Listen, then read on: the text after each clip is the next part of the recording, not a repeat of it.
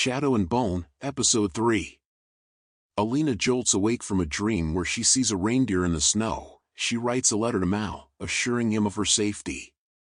She has a lot of attendants to dress her up, but she insists on doing it herself. Alina is to meet with the king, and one of the attendants wants to make her eyes look less shoe.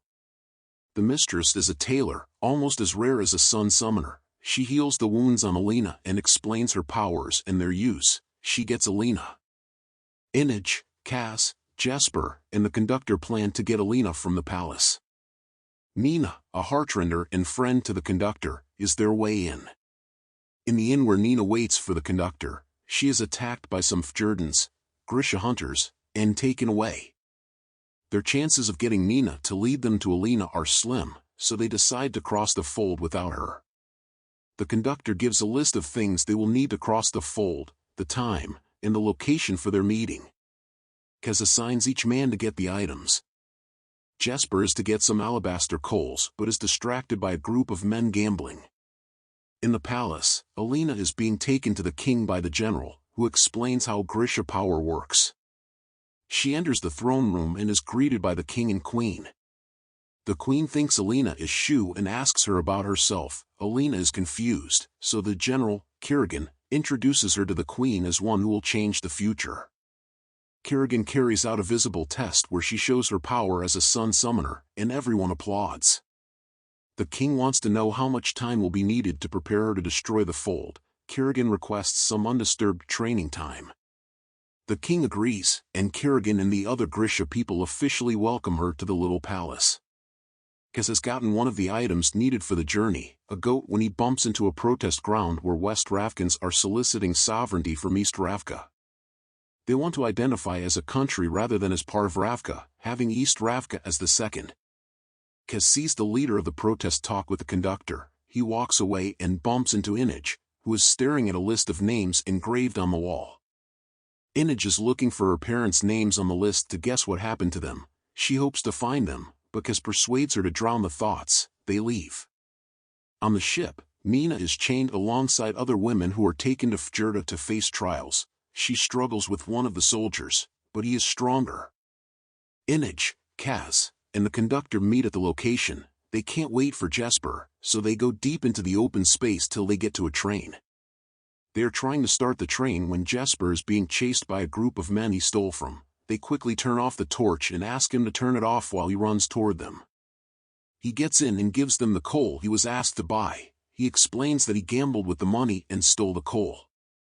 In the palace, Alina makes the acquaintance of two young ladies, Marie and Nadia. They lead her to the combat training ground. She is greeted by one of the trainers who asks if she can fight. She briefly remembers one time Mal taught her how to and tells him she can. Alina is asked to pick an opponent to fight with, and she picks Zoya. Alina and Zoya fight, but Zoya insults Mal. Alina angrily punches Zoya, and Zoya uses her Grisha power to toss Alina to the other side of the training ground. Alina is unconscious for a while. She sees the reindeer again but is pulled awake by the lady she met earlier. Alina goes back to her chamber to continue writing to Mal. She finds her way to the library and picks up a familiar book. She caresses the book lightly when interrupted by a man who calls himself the king's spiritual advisor. He wants to be friends with Alina, so she is frightened and begins to take a few steps backward. He tells her a story of a Grishan man, the bone smith, who made creatures from the bones in his fingers. He opens up more books and shows her a drawing of the man and some of the mystical animals he created, and she sees the reindeer. He said they learned that a Grisha killing any of the beasts and melding the bones into their body would amplify their abilities. He gives her another book and tells her about Bagra, who trains Grisha to harness their power. He leads her to a dark place where she meets a lady that examines her and immediately knows her power. The lady questions her. She wants her to return when she believes she is Grisha and the one to destroy the fold. Inaj, Cass, Jesper, and the conductor are still on their way across the fold. There's a little argument about the travel, and they are attacked by Valkyras, the fold. There's not enough coal to carry them if the attack is too much. Jesper panics at first but gets up and shoots at every creature around. They reach the other side of the fold. In the palace, the Grisha are dining, and there's a taster assigned to Alina who tastes her meal and goes. One of the Grisha leaders stands up and reads the numbers of Grisha who have died due to the Fjordan attacks. He says there will be no more attacks from the Fjordans if both East Ravka and West Ravka are united. He blames Alina, who can sever the barrier between both states by destroying the fold, for not doing anything rather than eating and chit-chatting.